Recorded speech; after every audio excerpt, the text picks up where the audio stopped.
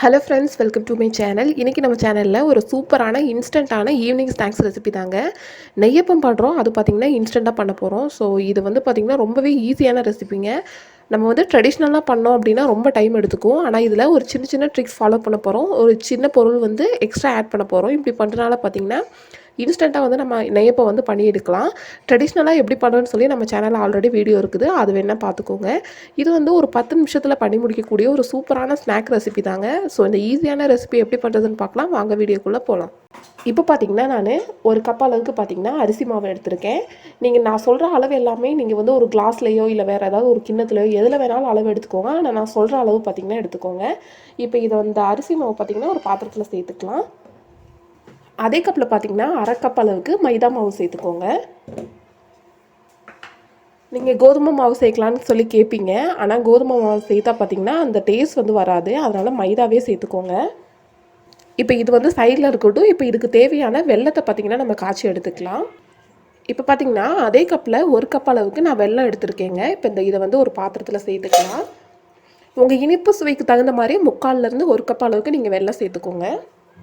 இதில் கொஞ்சமாக தண்ணி சேர்த்து இந்த வெல்லத்தை கரைச்சிக்கலாம்.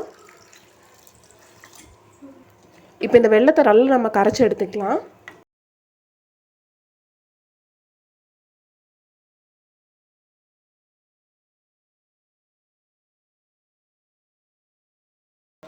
பாருங்கள், வெல்லம் இந்த மாதிரி நல்லா கரைஞ்சிருச்சு. நல்லா இந்த மாதிரி வெல்லம் கரைஞ்ச பின்னாடி நம்ம அடுப்பை ஆஃப் பண்ணிக்கலாம்.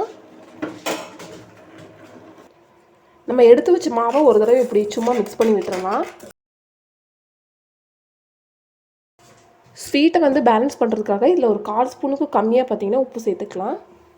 ஒரு தடவை மிக்ஸ் பண்ணிடலாம். இப்போ நம்ம ரெடி பண்ணி வச்சுருக்க வெல்லத்தை கொஞ்சம் கொஞ்சமாக இதில் சேர்த்து மிக்ஸ் பண்ணிக்கலாம். சூட்டோடு சேர்த்து மிக்ஸ் பண்ணுங்கள். நான் வடிகட்டி சேர்த்துக்கிறேன்.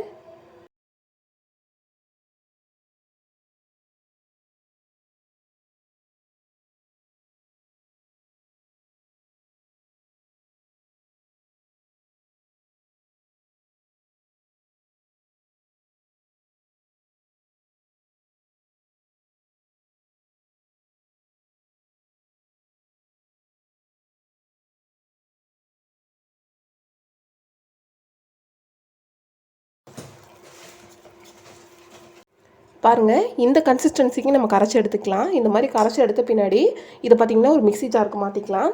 ஏன் இப்படி பண்ணுறோம் அப்படின்னா, நம்ம வந்து கரைச்சி எடுக்கிறதுல அங்கங்கே ஒரு சின்ன சின்ன கட்டி இருக்கும். அது வந்து நம்ம அப்படியே வந்து எண்ணெயில் ஊற்றிட்டோம் அப்படின்னா ஒரு சில டைம் வெடிக்கிறதுக்கும் வாய்ப்பு இருக்குது.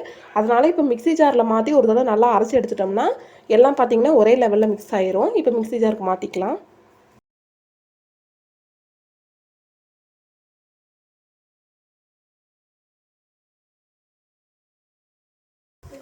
பாருங்கள், இந்த மாதிரி மாற்றிட்டேன். இப்போ இதை ஒரு தடவை நல்லா அரைச்சி எடுத்துக்கலாம். பாருங்கள், அரைச்சி எடுத்த பேட்டரை நான் மறுபடியும் இந்த பாத்திரத்திலே சேர்த்துக்கிறேன். எவ்வளோ ஸ்மூத்தாக இருக்குதுன்னு பாருங்கள். ஒரு சின்ன கட்டி கூட இல்லாமல் ஸ்மூத்தாக பார்த்திங்கன்னா நம்ம இந்த மாதிரி அடித்து எடுத்துக்கலாம்.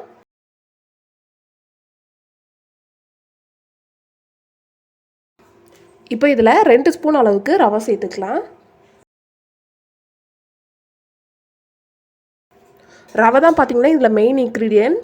அதனால் ரவை மட்டும் கொஞ்சம் கரெக்டாக பார்த்து சேர்த்துக்கோங்க. 2 ஏலக்காயை பார்த்திங்கன்னா இந்த மாதிரி இடித்து வச்சுருக்கேன். இதை சேர்த்துடலாம். அரை ஸ்பூன் அளவுக்கு கருப்பு எள்ளு சேர்த்துக்கலாம். அரை ஸ்பூன் அளவுக்கு சீரகம் சேர்த்துக்கலாம். ஒரு பிஞ்ச் அளவுக்கு பேக்கிங் சோடா சேர்த்துக்கலாம். ஆப்ப சோடான்னு சொல்லுவாங்கள்ல, அதுதான் இது. சோடா தூள் சேர்த்துக்கலாம். 2 டேபிள் ஸ்பூன் அளவுக்கு தேங்காயை பார்த்திங்கன்னா இந்த மாதிரி கட் பண்ணி எடுத்து வச்சுருக்கேன். இதை சேர்த்துக்கலாம். சேர்த்து ஒரு தடவை நல்லா கலந்து விட்டுக்கலாம்.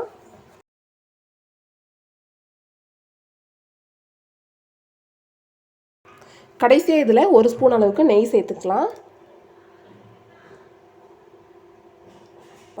சேர்த்து ஒரு தடவை நல்லா கலந்து விட்டுக்கலாம்.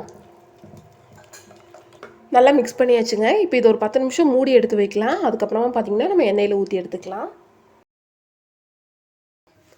அடுப்பில் ஒரு கடாயில் பார்த்திங்கன்னா எண்ணெய் வச்சுருக்கேன். எண்ணெய் நல்லா சூடாயிருச்சு. இப்போ நம்ம நெய்யப்பத்தை ஊற்றி எடுத்துக்கலாம்.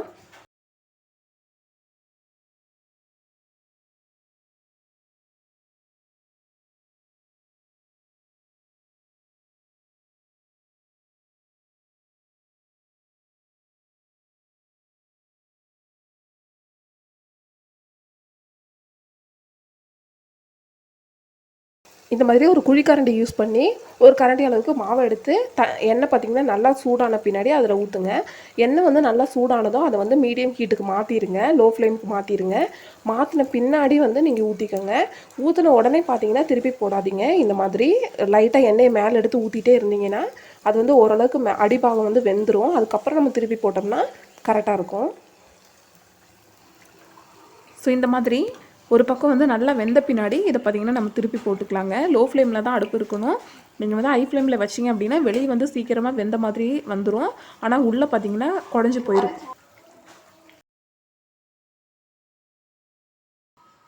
வெளியெல்லாம் பார்த்திங்கன்னா நல்லா வெந்த மாதிரி இருக்கும். உள்ளே பார்த்திங்கன்னா மாவு அப்படியே குழன்னு இருக்கும். ஸோ அதனால் பார்த்திங்கன்னா நீங்கள் வந்து சிம்லே வச்சு வேக வச்சு எடுத்துக்கோங்க. இன்னும் ஒரு 2-3 பீஸ் பார்த்திங்கன்னா ஊற்றுறதை நான் உங்களுக்கு காமிக்கிறேன்.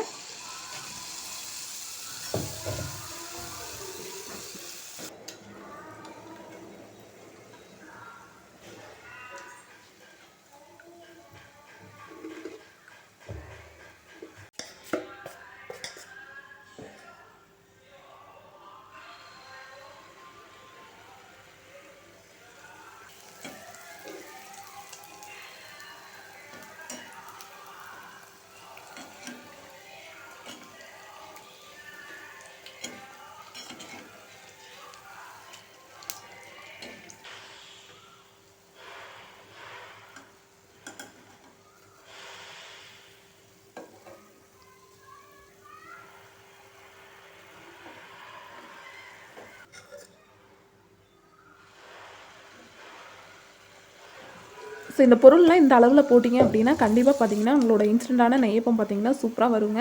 கேரளாவில் பார்த்திங்கன்னா ரொம்ப ட்ரெடிஷ்னலான ரெசிபிங்க இது.